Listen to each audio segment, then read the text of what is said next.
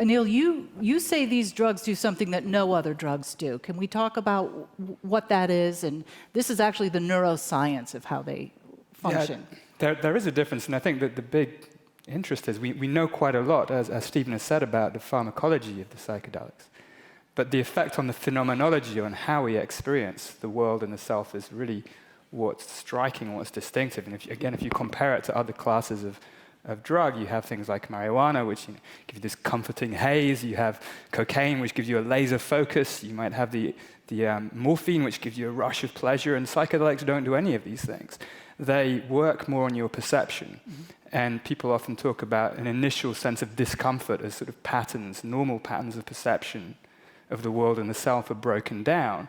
And then the phenomenological effect seems to be that you really perceive things in a very different way, whether it's features of the external world. You can see patterns in things that weren't previously there.